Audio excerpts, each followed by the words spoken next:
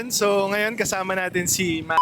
Hello everyone, so ngayon kasama natin si Ma'am. Ma'am, nag-interview ako ng iba't ibang tao galing sa iba't ibang industriya. Okay lang ba ma'am na ma-interview ko din kayo? Sige. Okay. Sa mga hindi nakakakilala, pwede ba kayo magpakilala sa kanila? Tinatawag niya akong ma'am. Tapos sa totoo, ayoko tinatawag akong ma'am. Parang ako'y nahihiya. Ano ngayon? Yun. Ako nga pala si Grita. Grita ng Whoops Burger at Local Dep. Tapos, hobbyist din ako ng pagbibideo at editing. Yan. Nanay ako ni Faya. Faya! Hello, Faya! Ayun. Dahil nagpakilala na si Ma'am, Grita na itatawag ko sa kanya. Yes. Oh. Grita ngayon, hindi ako mag-interview ng about business nyo ni Mongge. Okay. No? About relationship naman tayo. Sige. Grita, Start muna. ilang years na kayo ni paring Mongge? 13. 13 years. Grabe, Oo. kailan nag-start yung relationship? 2/4/13. Yeah. February 4, 2013. Yan yung sinagot mo na si Mongge. Oo. Tapos hindi niya alam. Ayaw ko lang masabi. Paano yun? Hindi niya Paano alam. hindi niya alam? Kasi, Grita, sa 13 years ng relationship nyo ni Mongge, ano yung pinaka natutunan mo sa haba ng relasyon nyo na yun?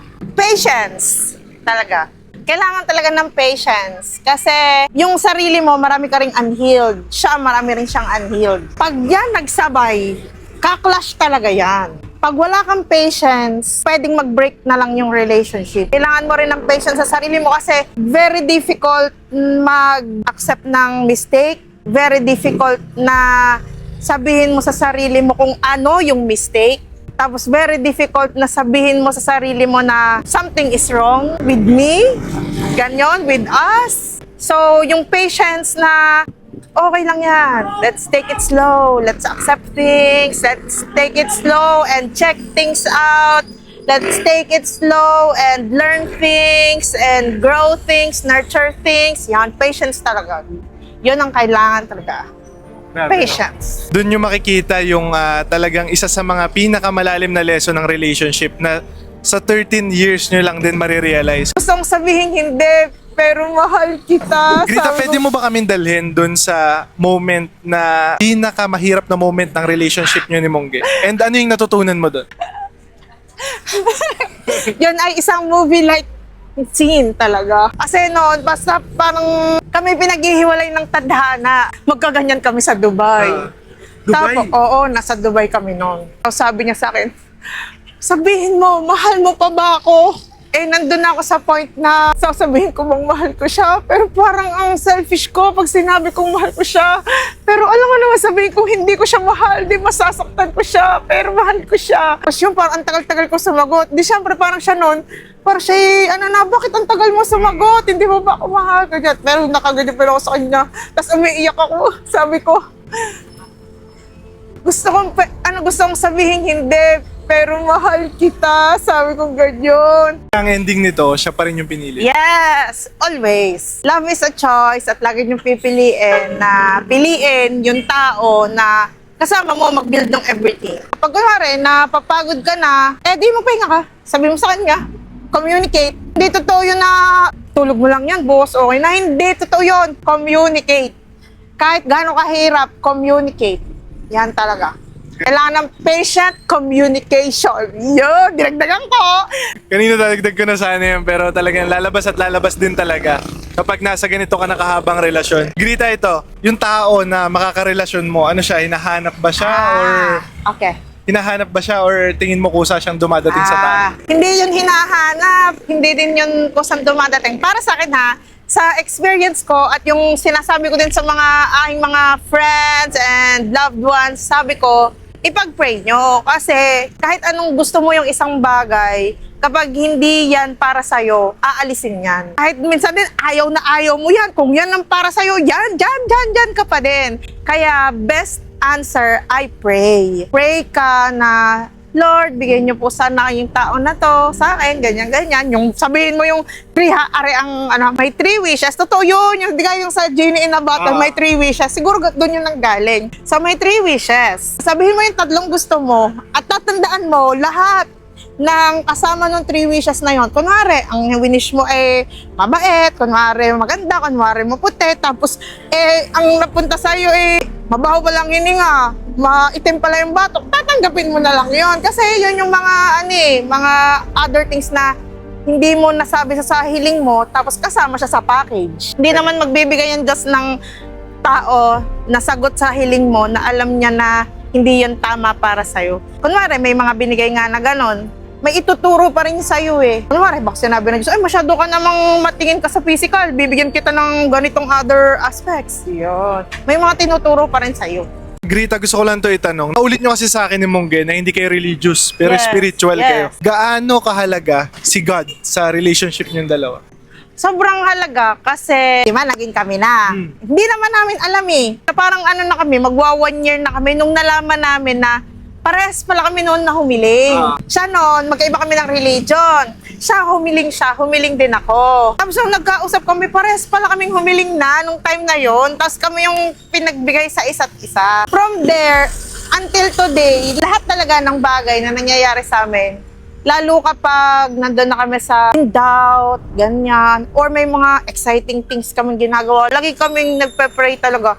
Kahit hindi kami magkasama mag-pray ka lang mag-isa, tapos you keep your hopeful, faithful na heart, gano'n. Tapos isipin mo lagi ang Diyos. Anyway, hindi mo man siya laging sinasabi sa salita mo, pero yung sa heart mo talaga, alam mo na yung inyong relationship ay blessed ng Diyos kasi parehas kayo na naniniwala na may Diyos. Guidance is a blessing din. Kaya kailangan talaga lagi kang mag-pray at napakahalaga talaga na andyan si Lord.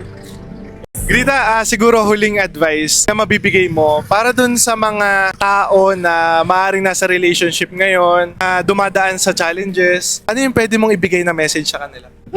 Pag nagdadaan kayo sa challenges, kung alam mo naman na siya yung tamang partner, edi manalangin ka na i-guide pa rin kayo ng Diyos. Kung feeling mo naman na hindi siya yung tamang partner, edi manalangin ka ulit na, Lord, siya ba talaga yung tamang tao para sa akin? Kung siya po talaga yung tamang tao para sa akin, i-guide nyo naman po kami. Alam mo yung mga ganun, basta mag-pray ka lang, pray your heart out. Tapos, i-check mo din yung sarili mo palagi. After mo mag-pray, i-check mo yung sarili mo. After mo i-check yung sarili mo, i-love mo ang sarili mo kasi kailangan yun. Kailangan mahal mo yung sarili mo. Pag hindi mo kasi minahal yung sarili mo, mahirap rin magmahal ng iba, tapos mahirap ka rin mahalin nila kasi hindi mo alam yung worth mo, tapos nagiging destructive ka din kasi hindi ka nagmamahal sa sarili mo. Yun. Kaya lagi ka mag-pray and love yourself always.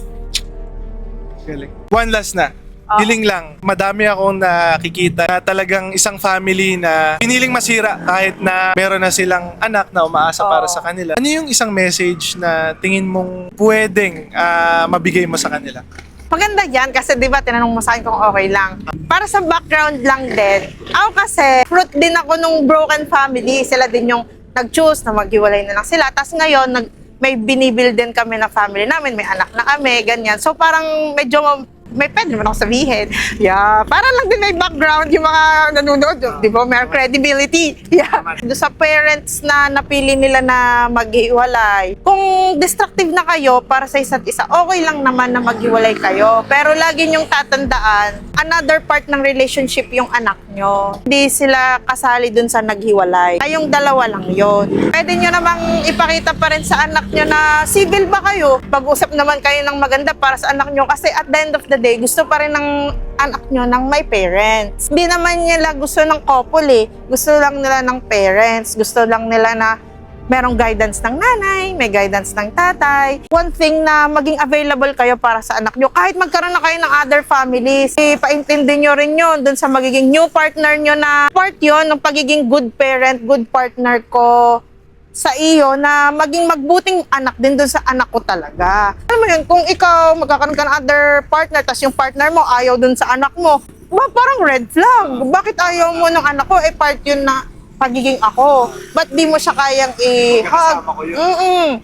At saka galing siya sa akin. Anak ko siya. At hindi naman dapat siya na idamay dun sa anything na nangyayari, di ba? Meron sila ngayon. Oo. And pwede ka din naman maging magulang din sa anak ko. Huwag niyong idadamay yung anak niyo dun sa paghihiwalay niyong mag-asawa. Dapat mas maging fulfilling pa kayo dun sa anak niyo. Kasi failure niyo yun eh. na nag-fail yung relationship Yung nyo. magsasuffer eh. Yes. And ang nag-fail lang, yung relationship nyo mag-asawa. So, sana wag nyo rin i-fail yung anak nyo, di ba? Relationship para sa- Oo. Kasi masisira talaga siya, magiging unhealed talaga siya kapag hindi nyo inayos yung pagiging parents nyo sa kanya.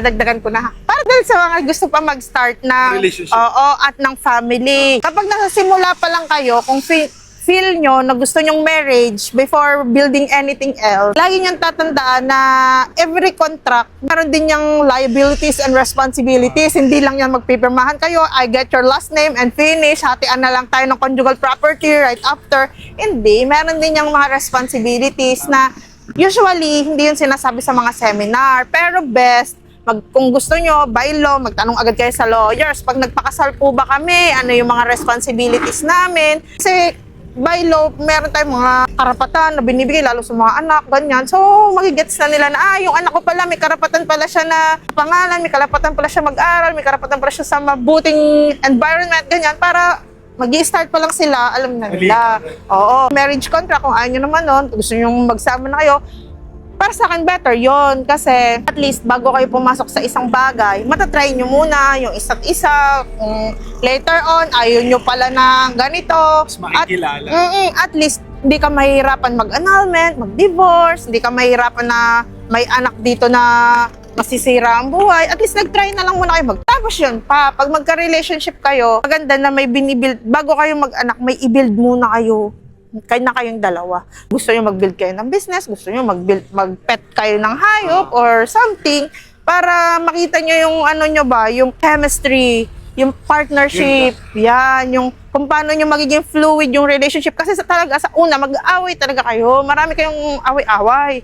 Ganyan talaga kasi magkaiba kayo ng culture, magkaiba kayo ng nalakihan, magkaiba rin kayo ng pagpapalaki, magkaiba rin kayo ng ideals. Yun, kaya maganda magsama muna kayo. Kung ayaw nyo ng contract, yun. Grita, maraming salamat sa oras mo. Salamat Napakarami po. namin natutunan ngayon. Thank you. Sobrang kakaiba ng gabing to. Malayo man ulit sa mga nakasanayan natin na mga nakakausap, pero Salamat daming po. nakuha nating values and lessons from Grita. Thank you so much ulit. Thank you.